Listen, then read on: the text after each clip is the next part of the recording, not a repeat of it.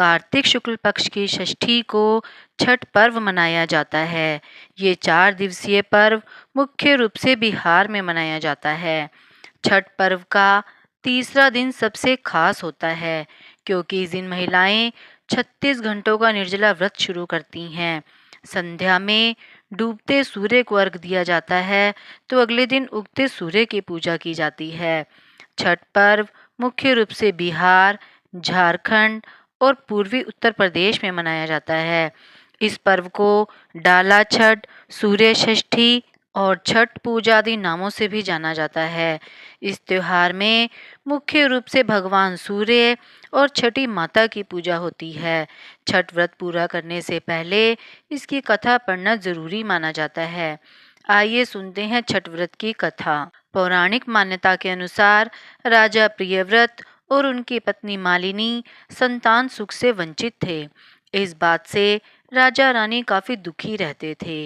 एक दिन उन्होंने संतान प्राप्ति के लिए महर्षि कश्यप से पुत्रेष्टि यज्ञ करवाया। महर्षि ने यज्ञ संपन्न करने के बाद मालिनी को खीर दी।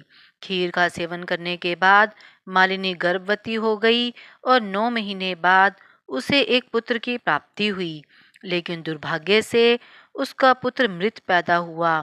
ये देखकर राजा रानी बहुत दुखी हो गए और निराशा की वजह से राजा ने आत्महत्या करने का मन बना लिया। परंतु जैसे ही राजा आत्महत्या करने लगे तो उनके सामने भगवान की मानस पुत्री देवसेना प्रकट हुई और उन्होंने कहा कि मैं षष्ठी देवी हूँ और मैं लोगों को पुत्र सुख प्रदान करती हूँ। जो व्यक्ति सच्चे मन से मेरी पूजा करता है उसकी मैं सभी मनोकामनाएं पूर्ण करती हूँ।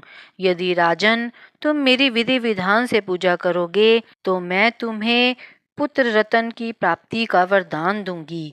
देवी के कहे अनुसार राजा प्रियव्रत ने कार्तिक शुक्ल की षष्ठी तिथि को देवी षष्ठी की पूजा की। इस पूजा के फलस्वरूप रानी मालिनी एक बार फिर से गर्भवती हुई और ठीक 9 महीने बाद उन्हें एक सुंदर पुत्र की प्राप्ति हुई। कहते हैं तभी से छठ पर्व मनाए जाने की परंपरा शुरू हुई। इस पर्व से जुड़ी एक और कथा है जिसके अनुसार महाभारत काल में जब जुए में पांडव अपना सारा राजपाट हार गए थे तब द्रौपदी ने छठ व्रत रखा था।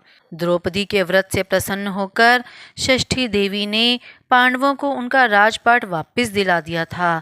वहीं एक अन्य पौराणिक कथा के मुताबिक महाभारत काल में सूर्य पुत्र कर्ण ने सबसे पहले सूर्य देव की पूजा की थी और कहा जाता है कि घंटों पानी में खड़े होकर कर्ण सूर्य देव को अर्घ्य देता था।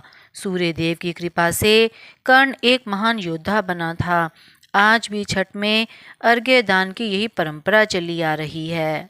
अगर आपने अभी तक मेरे चैनल को सब्सक्राइब नहीं किया है तो आप मेरे चैनल को सब्सक्राइब करें ताकि आपको मेरे आने वाली वीडियो की नोटिफिकेशंस मिलती रहें। आप मेरी वीडियो को ज़्यादा से ज़्यादा लाइक और शेयर करें।